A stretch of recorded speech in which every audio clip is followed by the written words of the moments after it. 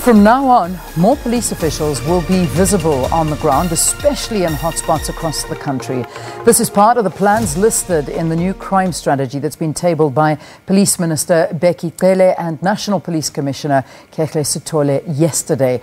The strategy comes amid an increase in violent crimes such as cash-in-transit heists, hijacking, kidnapping, child murders. Everything seems to be on the rise. Joining us now is the spokesperson for the Police and Prison Civil Rights Union, POPCRU, Richard Mamabolo. Thank you very much, Richard. It's good to have you in studio. Overall, your general reception to the strategy? Look, I think if you look at our proposals for the restructuring of the SAPS, part of what has already been announced is included in that strategy, because one of the first things that we called out for was that we need to deal with the bloated structure of the SAPS, both at national level and provincial level. We think that part of the challenges that have been going on within the SAPS has been that you've got a lot of focus on the top whilst police are not getting any form of support on the ground. And yet the budget that goes into the national office has been bigger than some of the provinces like Northwest and Northern Cape as well. So we obviously call for resources to be used on the ground and for all those who've got experience at the top levels to come down and deal with crime. So part of what was announced yesterday was speaking directly to that. But one of the problems we have, and we must be categorical about this, is that we do not want to go back to a time where decisions are taken unilaterally by the SAPS. And that is what has happened yesterday. None of our members know about this decision. None of the unions or stakeholders are aware about this. So this was announced through the media. And we cannot have a relationship where we are communicated with through the media. We are a stakeholder. And of course, we think that the SAPS must do the right thing and ensure that we are engaged on these issues. Yeah. So in a nutshell, you're happy with what was announced. A lot of your suggestions were in there, but you heard about it for the first time yesterday. None of your members were consulted, and yet they're the ones that have to carry this out. So that's where your disappointment lies. Precisely, and there are agreements within the Safety and Security Sectoral Bargaining Councils which bind the SAPS before taking any structural decision or implementing any new policy or any new establishment, or either establishing or cancelling it. There should be meaningful engagement. That has not happened. I think one other thing is that we think that Mr. Bheki Cele is a political appointee. He does not deal with operational matters. And of course, the national commissioner being Mr. Sitole, he should know better. Bheki Cele as well was a commissioner at some point. He knows how these operational matters are dealt with. There cannot be any decision taken about how police will function without their knowledge, without obviously engaging stakeholders. Sometimes you need somebody, however, to take a leadership role and say, right, this is what we're doing. And some of the stuff that he has implemented, I mean, he's giving more resources to the police, which you've been complaining about. I mean, you've been saying that we are under-resourced. When you look at police stations and people go there, there's nothing there. Vehicles are not there. And as you're saying, people sit in offices, but they're not on the ground. This is set to change. So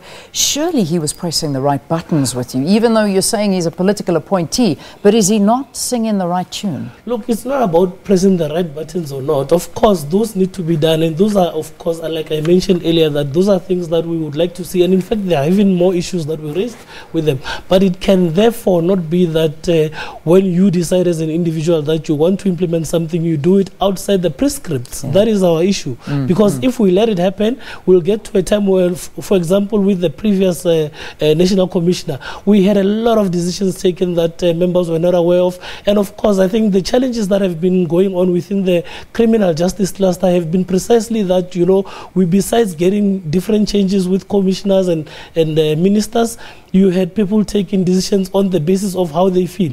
So we would like things to remain standard in that every decision that is taken that is supposed to be engaged upon is done precisely in that manner. So it cannot be acceptable. Let's look at another issue. I mean, the reality is that some police officers, and I do emphasize the word some, are giving the rest of the police officers a very bad name. I mean, one story that jumps to mind is a family going into a police station to report a missing child. and they were turned away.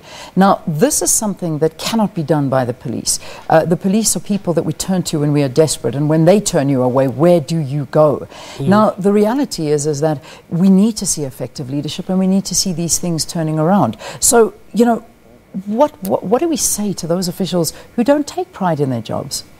Look, such incidents, of course, are unfortunate. But if you had traced the past 3 ministers, they've been obviously focused on one aspect of policing or the other.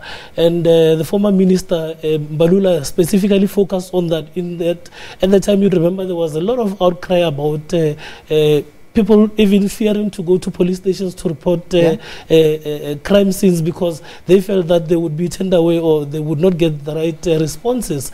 And part of his term was obviously to look into that. So that is something, of course, that has been identified as a problem, and it's something that has been addressed as well. We think, of course, they should be police stations should be community friendly. If we are really to build good relations with police, well, with the public as well, because you know one of the elements was dealing with crime, which was emphasized even yesterday, is that we need to obviously have a clear role around what police do with communities, because in either way, police cannot deal with crime alone. Even if you speak about cash in transit heists, you know, all those things need obviously information that would fit into what police are investigating. What is your reaction to allegations that police are colluding with criminals in these cash in transit heists? Look, that would obviously be a smaller number of police. We know that a majority of our police officers are committed to obviously serving the people of South Africa. And of course, I think those who would be found to be part of this should obviously be dealt with. I think one other thing that I think has been avoided as well has been the fact that just last week, Mr. McBride announced that there's an investigation of 10 generals within the SAPS. We were under the impression that since we've got a new leadership, we've got a new commissioner as well, we will clean out all the rot that is within the SAPS, whether at the top or at the bottom. And we feel that we have not had any responses from the commissioner at the time. That needs to be dealt with because it's part of the factors that deal with the credibility of police. And if we are to deal with that, we think the SAPS can come right. Just finally, Richard, just wrapping this up and very quickly, the morale amongst police officers at this time. All right, after what we've heard yesterday, I imagine there's still reactions coming through. But we've seen a spate of police killings as well. On the ground, how are police feeling? Police, of course, are demoralized. They feel that nothing has been done to really deal with their issues. It's not only issues around police killings, by the way. There are police officers who have been in one position for the past 10, 15 years. So those speak to promotions of police officers. And I think on a broader scale of things, we are going to be having a national march on the 13th of July as POPCRU, not only to deal with issues around policing, but within the Department of Correctional Services, we're going to be dealing with issues around traffic as well. You know, there have been many outstanding issues from leadership to leadership of the SAPS, be it a commissioner or a minister. No changes have come forth. You know, there were always promises. So we think it's about time we stop making promises. We need action, even with regards to the rising levels of criminal activity and police killings. We are tired of talking. All right. We need action. We have to leave it there, Richard. Thank you for talking to us. Richard Mamabolo is a spokesperson for the Police and Prisons Civil Rights Union, basically giving their take on the new visible policing strategy that was announced yesterday.